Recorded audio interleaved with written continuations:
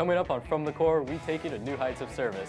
We show you what happens when members of the Mayor's Youth Corps pick up a paintbrush. And one young woman tells us about a trip that changed her life. So stay tuned. We've got so much more in store for you. Right here on From the Core. Welcome to From the Core. We're so glad you can join us. I'm Caitlin. And I'm Aaron. Throughout this show, we'll focus on service and volunteerism. That's right. Lots of teens think community service is a burden, only to be fulfilled in order to graduate from high school or college. However, many citizens of Tampa, including Tampa's very own Mayor's Youth Corps, leap into action at the opportunity to help someone in need. That's right, Caitlin. FTC reporter Lumiere actually caught up with members of NYC during one of the Bay Area's oldest community service events. In the lead story, see how a fresh coat of paint can not only transform a house, but a human heart too. This house is about to go through a transformation. Extreme Makeover Home Edition has nothing on these local teens. Because of a citywide volunteer effort called Paint Your Heart Out Tampa, they rose with the sun to give a lovely woman's house a well-deserved paint job. For the past 10 years, the Mayor's Youth Corps, a city-run program that teaches responsibility and life skills, has given its time to volunteer for this event. This group of teens is included in over 2,000 volunteers that assist with Paint Your Heart Out every year.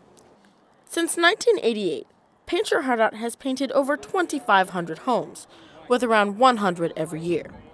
Event Chair Chris Quiros understands that Paint Your Heart Out isn't just for the homeowners. It's just a time for the city to come together. We have teams that work in the same buildings that come together on Paint Your Heart Out that may not have met each other yet. So it's just a good time for people to come out, volunteer, spend some time giving back to the city of Tampa. By mid-morning, the front of the house was nearly complete. Jana Henson, an NYC member who had never painted a house before, really got the chance to understand the old saying, many hands make light work. Definitely gives us a chance to work as a team. I think that we're all really comfortable with each other and we're all friends, so it's working out really nicely. For Shane Eilers, another member of the Mayor's Youth Corps, the impact of Paint Your Heart Out went much deeper than a fresh coat of paint. I've seen how other people live and I see how lucky I am, and it's changed me, so I think other people will get the same experience. Time, effort, and a few buckets of paint is all these local teens need to make a difference in someone's life. Homeowner Miss Lula Love has lived in her house for 48 years and heard about the program through her neighbors. She gives her gratitude and support for the Mayor's Youth Corps. I'm truly blessed. I enjoy seeing them giving, and I'm so grateful that I qualified to receive. In one sentence, Chris Quiros sums up what the past 26 years of Paint Your Heart Out has been all about. The joy from the homeowners that we receive, the happiness that they have by having a community effort come out and help them paint their house when they wouldn't be able to themselves, whether it's financially or physically, really gives them some hope that there's some great people in this city. Including teens with a great passion to give. The Mayor's Youth Corps has had an amazing day, working hard, making friends, and transforming a house into a home. This is Lumiere reporting for From the Core. Caitlin, Paint Your Heart Out is an outstanding event. It just goes to show that everyone can help their neighbor in some way. You're totally right. If you want more information on Paint Your Heart Out or have questions about sign up and volunteer for next year, go to www.pyhot.org. When we return, I'll share with you the sky-high adventures of the Civil Air Patrol's mission at Airfest. So keep those eyeballs glued to the screen. We'll be right back.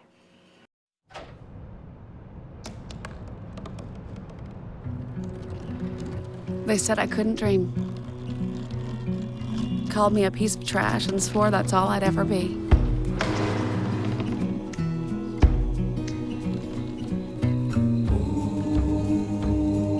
Said a bottle couldn't see the ocean.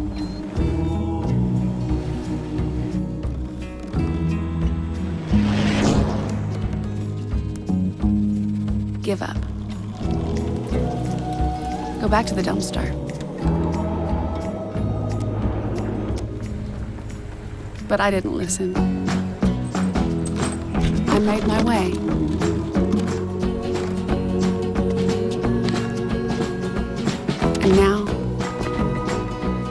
I've always wanted to be.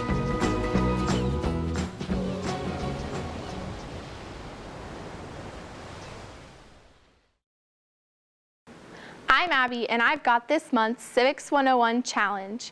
Abraham Lincoln was the 16th President of the United States of America. Can you tell me what major conflict occurred during his presidency? Take a guess, and I'll be back after this short break. From the soldier returning from war, to the community devastated by a tornado, and the school in need of support, we say, I have now found my passion. AmeriCorps was the first one here. The extra attention that our Senior Corps volunteers are offering these kids makes a huge difference. Volunteer. National Service works for America. Go to nationalservice.gov to learn more. This message is brought to you by the Corporation for National and Community Service. Before the break, I told you that Abraham Lincoln was the 16th President of the United States. But what you may not know is that his presidency was critical to shaping our nation as we know it today. On December 20th, 1860, just after the election that would usher in Lincoln's presidency, South Carolina and other southern states seceded from the Union to form an alternative government called the Confederate States of America. They did this partly to protest the northern states' opposition to the expansion of slavery. The two governments could not come to a peaceful way to solve their differences. The first battle of the Civil War took place in Charleston, South Carolina on April 12, 1861, when members of the Confederacy attacked Union officers at Fort Sumter. Confederate troops would go on to win many battles, but the turning point came when President Lincoln issued the Emancipation Proclamation on January 1, 1863. The proclamation stated that all slaves held in Confederate states were recognized as free people by the Union. This proclamation also urged many slaves in Confederate-held areas to support Union forces. The Union armies delivered two major blows to Confederate troops. The first happened in 1863 at the Battle of Vicksburg in Mississippi, when Union forces gained control of the Mississippi River and divided Confederate forces. The second occurred during a major battle in Gettysburg, Pennsylvania. By the end of 1864, the Civil War was over, but the Confederacy did not officially surrender until April 18, 1865, only 3 days after the assassination of President Abraham Lincoln. The Confederate States rejoined the Union to once again form the United States of America, and slavery was abolished in the United States through the 13th Amendment. The USA was whole again. President Lincoln gave all for his country. For this month's Civics 101, I'm Abby. Thanks for watching.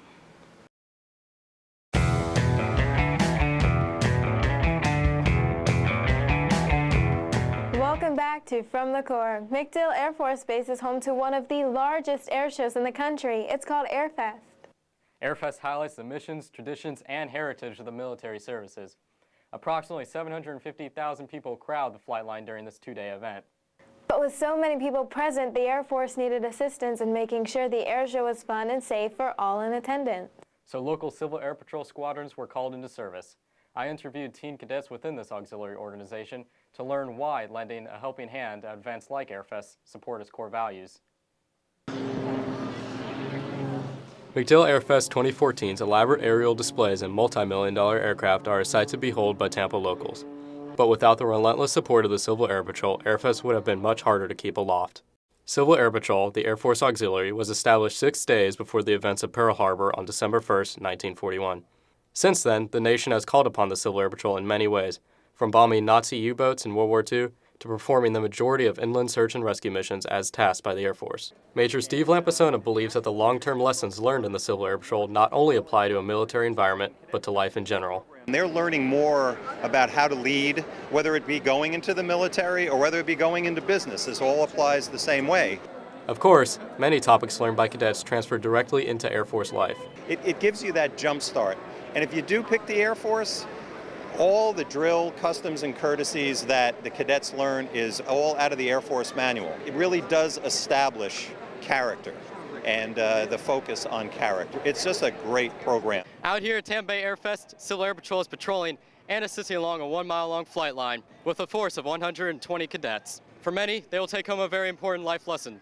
You can't get this experience in high school. Cadet Colonel Alec Lampasona, currently a student at USF, strongly believes that the Civil Air Patrol impacted his day-to-day life. Learned a lot about good study habits in Civil Air Patrol, since we do have to do a lot of testing in order to progress through the ranks. So study habits was a big thing that I learned and helped a lot. I have a lot more respect now for authority, respect for the general human being, and just to say that, because for example, I went to the International Air Cadet Exchange in Turkey, and that's learning an entire different culture, and you can't just go over there and make you have to present America in a good image. The Civil Air Patrol is an all-volunteer organization, and for cadets like Staff Sergeant Amelia Smith, the pride she takes in her work is truly evident. It makes me feel really proud and happy to be here. Not a lot of people can say that they've been here, and this is a great experience to take away from. It's a life lesson that we get to learn every day when we come out here. Not everyone gets to come out here and talk to pilots and air crews and get to know them and get to know the aircraft. Excited for Airfest? For cadets like Staff Sergeant Smith, Airfest was not all work and no play. Back at the campground, the cadets were able to relax and have fun. Aaron, you look great in your uniform. It must have felt great to see your fellow cadets' hard work at Airfest culminate in such a spectacular event. That's correct, Caitlin. I can certainly say the feedback from the Air Force and community was very positive. The Civil Air Patrol isn't the only organization geared towards encouraging teens to take an active role in their community. You're right. Spearheaded by Robinson High School, Pan Eagle is an organization with the goal of building a bridge between Chinese and American culture. Kyle has a story. In our American culture, China is often depicted as an exotic land with fantastic monuments and communist governments. However, 2 Tampa teens have founded the Pan Eagle Cultural Institute, a non-profit organization aimed at creating a better understanding of Chinese culture. The Pan Eagle Cultural Institute originated when I suddenly had the idea in my sophomore year. I had previous experience teaching Chinese language and culture in 7th grade when I started a club in my middle school, and later on in 9th grade I was able to volunteer at a local orphanage in Nanjing, China, where I had experience working with impoverished children. For 30 Saturdays out of the year, co-founders Ming-Fei Shen and Aaron Zhu teach other local teens about Chinese language and heritage at either the North Tampa Branch Library or the John F. Germany Library. Their students not only learn how to speak Mandarin Chinese, but also an aspect of Chinese culture, such as featherball or Chinese morning exercises.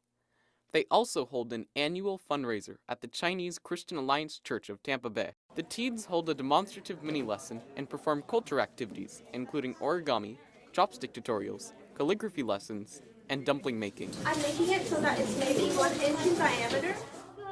To the 2000. At the end of the fundraiser, their students present what they have learned from their experience with the organization. It's really important that all my family spends it together.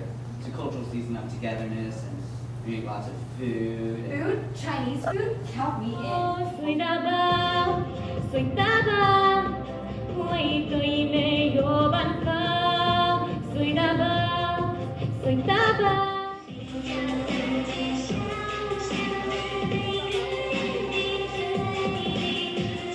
In these 2 cultures was such an amazing experience for me, and I would never give it up for anything else. Christopher Strickland, a longtime student, spoke about his participation in the organization. It's definitely opened my eyes to the Chinese culture a lot more, and how, because they spend like half the time doing over cultural stuff, and it's just a lot more experiences that you just had no idea about beforehand. Chelsea Polanco, a new student, compared her experience with the organization to an online class she took. Well, it has really introduced me to Chinese culture more so than the online class has, because online I wasn't really able to communicate. Well, I was able to communicate with my teacher, but not in person, and I can't have somebody next to me like, teaching me calligraphy, and it wasn't as personal, but now I really feel a stronger connection, and I'm hoping through the next lessons that I attend, I'll really be able to grow in my learning experience. Though the most obvious objective of the organization is cultural awareness, Ming-Fei and Aaron have a larger goal. With the money they raise at each lesson, they make contributions to Chinese charities. They have very poor classrooms, and a lot of them are really good students, and they're ardent learners, but they don't have the materials from pencils to notebooks to actually learn. Yet Ming Fei has certainly felt the effects of the Pan-Eagle Cultural Institute here in Tampa. One of my students, his name is Christopher, has been able to pretty much hold a simple conversation with me in Chinese, and it's really amazing to see that someone that Aaron and I taught is able to speak so well. When asked about the future, Ming Fei explained that the Pan-Eagle Cultural Institute will move their language lessons online. But for Ming Fei, the organization is more than just Saturday school. Not only am I teaching Chinese to them, but they're going out and spreading Chinese awareness throughout their homes, and maybe even teaching their parents a little bit of Chinese that they can use whenever they go to perhaps China, because Chinese is such a prevalent language in the 21st century, and it's sort of like a must-learn language because there's so many people speaking and there are so many opportunities after knowing Chinese, or even any language. And I feel like at the Pan-Eagle Cultural Institute, it's not only learning about the Chinese culture and language, it's not the initial mission that we had, but we're able to learn more about every other culture that our students are from. I think the number one thing that we have to look into in terms of international affairs is spreading culture awareness, because once we spread culture awareness, we're more understanding of other cultures and other languages, and we're better able to communicate with each other. And I think that's a huge, huge mission that we all should have in terms of improving world peace. This is Kyle Johnson for From the Core. What a creative organization, and such a noble cause too. You'd hardly believe teenagers came up with the idea. Well, I would. We can do just anything we put our minds to. Agreed. Right now, my mind is telling me it's time for a break. Stay with us. You know what, guys? There's a lot of tree branches and dry brush over here. We should probably move the bonfire over there.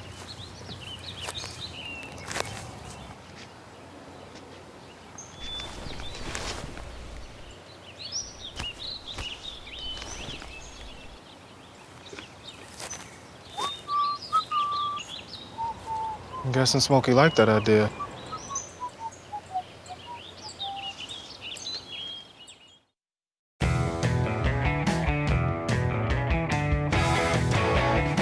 Hello again. You know, Aaron, many teens spend their free time playing video games or hanging out with friends. But some go above and beyond to serve communities elsewhere. Marissa Gertz traveled to Haiti along with other teens to aid in the relief effort. She stopped by our studio to talk about the experience. My name is Marissa Gertz, and I went to Haiti with Mission of Hope Haiti. I heard about this trip from a family friend who lives in Jacksonville, and their family attends this mission trip every year and invited me to tag along. I was planning to accomplish kind of a sense of the country, who the people are, and how to bring hope to the nation on a short-term and long-term basis, and what Mission of Hope actually accomplishes. We did a lot of different activities, everything from playing with children to painting and kind of rebuilding homes and doing prayer walks and getting to know people of the community. We also took tours of different areas of Mission of Hope campuses when they would do the nutrition plans and how they get food out to their children. I loved my trip to Haiti. It was so amazing. I think I liked the most playing with the children and seeing the light on their faces at the simplest activities, just at looking at our phones and seeing their pictures on our phones was an amazing experience. Just to see the light in their eyes, I think, was the biggest takeaway from this trip. Marissa's work was really amazing. We should all follow her selfless example, and I'm not just saying that because she is my big sister. Well, it seems like kind-heartedness runs in the family. Thank you. Don't go anywhere. We'll be right back after these messages. Take a look under your bed. Find stuff under there? What about jobs? No? Now try your closet. Still no jobs, just more stuff? Well, you really have both. See, stuff is defined as household articles considered as a group. Sometimes this stuff is no longer needed. Wait, no longer needed? That can't be right. Because remember those jobs you were looking for? Those are really needed. And they're the stuff inside your stuff. Our job is to unlock those jobs. And it starts when you donate your stuff to your local Goodwill. Here's how we do it. When you donate to Goodwill, we sell your stuff to provide job training for people right here in your community. So just by teaming up with Goodwill, you help create jobs. And isn't that worth parting with the leftover keytar from your 80s cover band?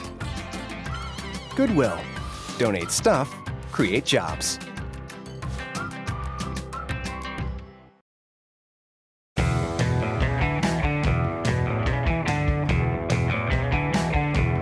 Now it's time for our commentary segment called Point of View, or POV for short. This time around, commentator Dart Hudson has an idea for an app that could help us all get through the next cold freeze. I would love to have an app that was very simple to use but a very effective tool. Do you often have cold hands? Well, this app would be designed to warm the user's hands at any time through their cell phone. It would use the owner's current location to record the weather, and once the temperature dropped to a certain point preset by the user, the phone would begin to slowly heat. Don't worry, it would not have any negative effect on the phone because the phone would shut itself off before it completely overheated and damaged the phone. Alongside the automatic turn-on feature, you would also be able to turn the hand warmer on at any time. I think this app would sell the best in colder parts of the world, but it could also be for anyone that has ever dealt with a cold movie theater, football game, or anywhere else for that matter. Warm hands are only an app away. I know that spring is here, but I can really use the hand warmer app right now. The idea does have its merits. And speaking of merits, congrats to the Mayor's Youth Leadership Council's very own Cole Fisher. Cole was appointed to the National League of Cities Youth and Education Council. He is one of 4 serving on a council with over 80 mayors across the nation. Way to go, Cole! From the Corps, I would also like to congratulate Academy of the Holy Names' Emily Rodriguez for winning the state chapter of the Poetry Out Loud National Contest. Emily represented Florida at the National Poetry Out Loud Contest in the nation's capital. Once again, congratulations, Emily. In case you missed something or would like to watch a story again, just visit our website, www.tampagov.net/CTTV, and click the From the Corps link on the right side of the page. By the way, like us on Facebook at Tampa Mayor's Youth Corps. You can also catch up with us on Twitter and Instagram. And until the next time, remember that no matter where you are, no matter what you're doing, always do your part. Thanks for watching. See you next time on From the Corps.